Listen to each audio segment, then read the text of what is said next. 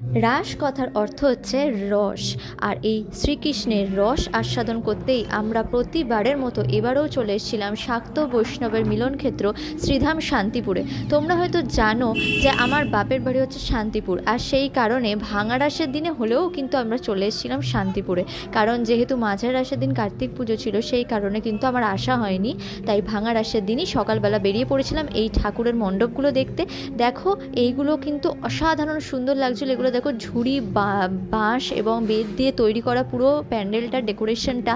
আর এখানে কিন্তু এই যে প্যান্ডেলের ডেকোরেশনটা এটা কিন্তু খুব ফটোজেনিকও ছিল। এখানে আমি দাঁড়িয়ে কয়েকটা শ্যুটও করেছিলাম, আমার দারুণ লাগছিল প্যান্ডেলটা দেখতে। আর এটি ছিল আগমেশ্বরী ইয়ং স্টাফ অর্থাৎ কামারপাড়ার একটি প্যান্ডেল। তোমরা যারা যারা এখানে এসেছো তারা অবশ্যই কমেন্ট বক্সে জানাবে যে শান্তিপুরের রাসের পরিক্রমাটা তোমাদের কেমন লাগে, এই প্যান্ডেলগুলো এবং ঠাকুরগুলো তোমাদের কেমন লাগে অবশ্যই কমেন্ট সেকশনে জানাবে। আর এনারা পূজিত করেন একটি নটরাজ মূর্তি, সেটিও কিন্তু খুব সুন্দর ছিল। আর তোমাদের আমি ডেকোরেশনটা খুব সুন্দর করে দেখিয়ে দিচ্ছি, দেখো দারুণ কিন্তু দেখতে লাগছিল। সব কিছু মিলিয়ে আমার তো ভালোই লাগছিল। তখন বাজছিল হচ্ছে ঘড়িতে ধরো ঠিক 3টে মতো। আর আমাদের যেহেতু 4:30 থেকে বড় গোসাই বাড়ির ভাসান বেরোবে, সেই কারণে কিন্তু আমরা খুব তাড়াতাড়ি এই প্যান্ডেল হপিংগুলো করেছিলাম। এইদিকে তোমার শ্যামবাজার, লক্ষ্মীতলা পাড়া, তারপর হচ্ছে সর্বানন্দী পাড়া, আর ওদিকে লিডার্স ক্লাব সব কিছু মোটামুটি কভার আপ করে নিয়েছিলাম। কিন্তু তেলিপাড়া, তামাচিকা পাড়ার দিকে যাওয়া যায়নি। এই পাড়াগুলোর নাম যারা শান্তিপুরে থাকো তারা অবশ্যই ইউটিউবে বুঝতে পারবে, আর যারা থাকো না তারা বুঝতে পারবে না। যাই হোক, প্যান্ডেলগুলো তোমাদের কেমন লাগছে অবশ্যই কিন্তু জানিও।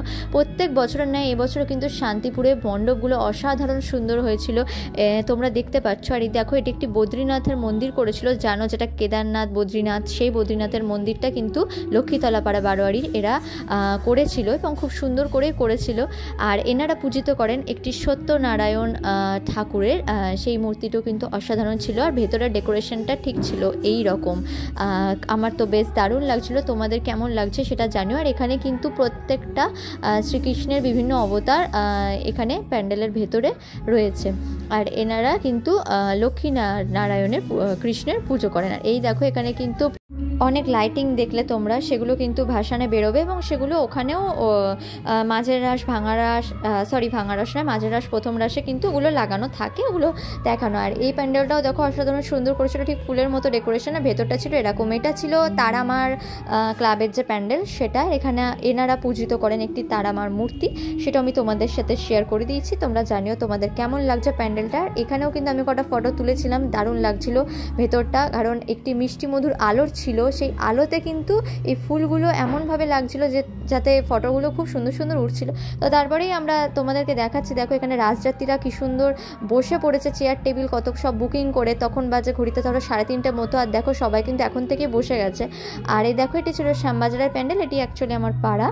তো আমি ভেতরে গিয়ে তোমাদের দেখাচ্ছি। এই দেখো এই ছিল ভেতরটা। এগুলো লাইটিংয়ে রাত্রিবেলা অনেক ভালোভাবে বোঝা যায়, কিন্তু আমি যেহেতু দিনের বেলায় এসেছিলাম তো অতটা ভালোভাবে হয়তো ফুটছিল না জিনিসটা, তবুও যেটুকুনি তোমাদের সাথে শেয়ার করছি। তোমরা জানিও তোমাদের কেমন লাগছে। আর এনারা পূজিত করেন একটি নারায়ণ মূর্তি। আর এর উপরের ডেকোরেশনটা, সাইডের ডেকোরেশনটা ঠিক এই টাইপসের ছিল। আর তারপরে দেখাবো আমার বাড়ির একদম সামনে সুভাষ সংঘ ক্লাব ভগবতী দাস রোডের একটি রাধাকৃষ্ণ মূর্তি। আর তারপরেই হয়ে গেছিলো ভাসান। দেখো ভাঙারাসের শোভাযাত্রায় অন্যতম একটা আকর্ষণ থাকে হচ্ছে বড় গোস্বামী বাড়ির যে রাধারমণ জিউ তারা আস্তে আস্তে এগিয়ে আসছে এই শান্তিপুরের রাজপথ দিয়ে। তো তোমরা ভিডিওগুলো দেখো, তোমাদের কেমন লাগছে অবশ্যই জানিও। আস্তে আস্তে সমস্ত আজকের শোভাযাত্রা আমি তোমাদের ভিডিওতে তুলে ধরলাম, দেখতে থাকো তোমরা।